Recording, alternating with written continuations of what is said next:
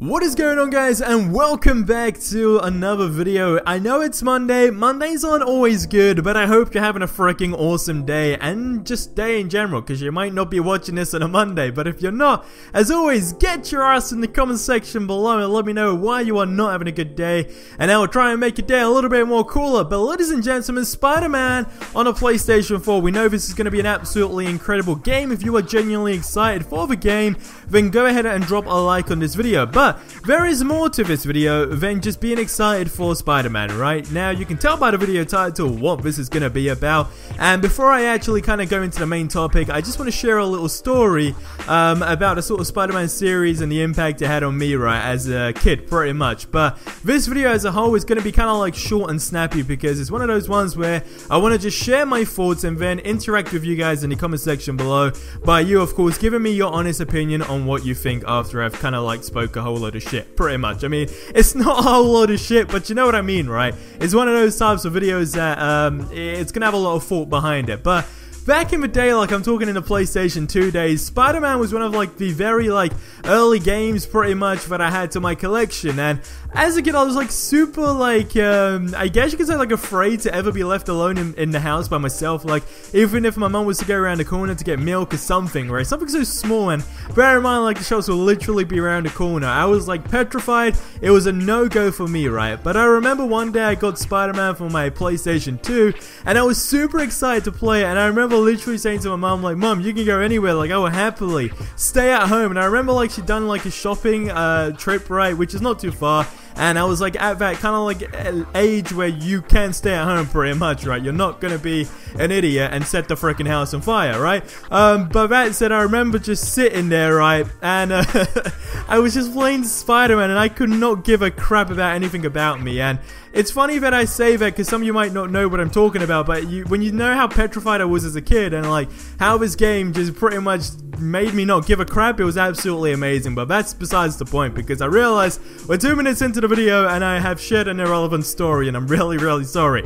But hey, it's a good freaking story, okay, because it's always in my head. But Spider-Man the PlayStation 4 is going to look absolutely amazing. We've already seen that from gameplay to story to just genuinely visuals as a whole. It absolutely looks incredible, and they definitely have nailed it. And I've said numerous amounts of time that, hey, this can easily be one of the best Spider-Man games to date, hands down, without a single doubt, right? And I mean, that's a kind of like argument that you can't really argue, right? You just cannot argue it, because it's like, it's just in front of your goddamn face, pretty much. But I recently, as some of you might know, have been thinking a lot about where game developers are taking their video games nowadays, especially when it comes down to like the open world game genre, I guess you could say. Either A, they fall into the world of microtransactions, B, they fall into the world of online only, and C, they just kind of make their game like a cliched game of other games pretty much out there. They kind of like really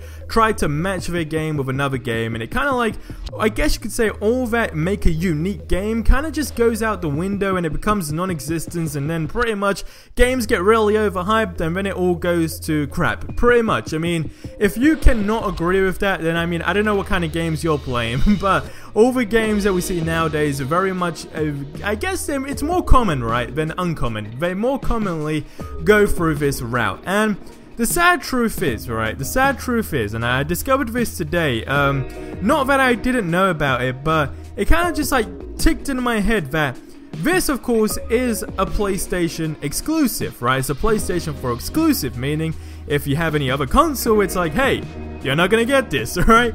And it's really bad. I mean, this has seriously like peed me off a little bit, because even though I knew it was gonna be an exclusive, right, and it just didn't really tick to my head that, hey, this sucks a lot. This really sucks a lot. Now, nowadays, you either have both consoles or one console. Like, it's always pretty much been, but like, it's more common nowadays to either own both consoles, or you have a sibling that has the other console, just something along those lines. So, for instance, I have an Xbox and a PC, and like my brother has a PlayStation 4, for example. But I used to have a PlayStation 4, but like, there's always like a mixture of consoles in the house, pretty much. And that's not just because I'm a YouTuber or anything like that. It just simply is because that's the way I've just pretty much grown up, right? For me personally, right, because I don't have a PlayStation 4 in this case, like, let's think about people that don't have like a PlayStation 4 in general. So let's just say I don't have a PlayStation 4 in the house.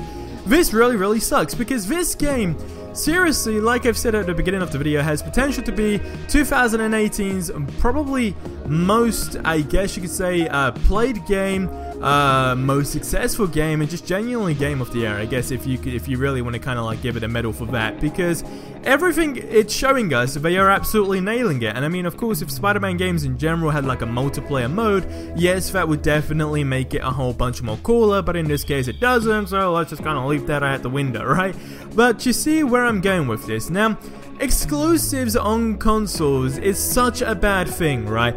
And I don't know why people do not get more annoyed with this, because this could have easily, and I mean easily, gone onto like Xbox, PC, and just not being an exclusive. And what really irritates me is like, yeah, I understand when you're making an exclusive video game, first of all, the check you get is probably big as shit, right? Because to some extent, you are sacrificing a very large percentage of income that could potentially be driven through your game. So that, first of all, is like definitely top of the list, and hence that's probably the second reason why they get a big ass check. But that said, it's always like the most exclusive video games turn out to always be the best game. And a good example is, let me just really quickly think of a good Xbox exclusive open world game. Alright, here, I've got it. See, instantly like that. Forza. That is an absolutely incredible game. Again, it's just a fucking exclusive. Alright, it's an exclusive. Do you realize how much bigger that game could be if it was multi-cross fucking platformed, right? Or if not that, like just something else where you can, yeah, I mean, it's not anything else. It literally is, you'd be on every single console out there. Pretty much in a nutshell. Now, the sad truth about Spider-Man, in a nutshell, right, is that even though this game is going to be great, the fact that it is a PS4 exclusive has really knocked it down with its potential in terms of how driven it will be on the internet in general, and the way people can communicate and kind of like share their gameplay, if that makes any type of sense. And I know, like I said, there's no multiplayer or anything like that, but being able like to watch videos, for example, and X, Y, and Z, or just being able to frickin' play the game on another console is a great thing. But the fact that they are making it an exclusive is such a bad route for any game developer nowadays to take. And mark my words when I say that, it's gonna lose its sales. It probably will get a lot of sales, but when I say lose its sales, I'm talking about like comparison to the potential sales it could have. And second of all, what I'm very afraid to see is what I feel is going to happen, without a doubt, is it's going to be greatly hyped up when it comes out, and everyone's going to have good reviews in it, but it's going to die out really quick because it's an exclusive video game. And I don't know why developers keep doing this, but sometimes it's great to kind of like minus a check and all that kind of stuff, and just make your game, you know, multi-cross platform. I don't know, it's just, you can't really be making exclusive games in this day and age. It's such a rookie move to make, you know, it really is. But exclusives as a whole really irritate me, and I mean, I want you guys to get in the comment section below. Now this is my question to you: do you think this is going to have an impact on the Spider-Man game in general? Do you think it will still do absolutely great, or do you think because it's simply an exclusive, it's not going to do that well? I mean, get in the comment section below, share this video wherever you can as well. Let's get more people on this, and just let me know. But guys, it's going to wrap up the video here. I wanted to kind of get that off my chest, but if you enjoyed, drop a like, subscribe for more awesome content, and I'll catch you in the next one. Until then, I hope you have a ridiculously amazing day, and adios amigos. Yes, I definitely didn't struggle to say the word ridiculous, okay? Now please click off the video. Goodbye.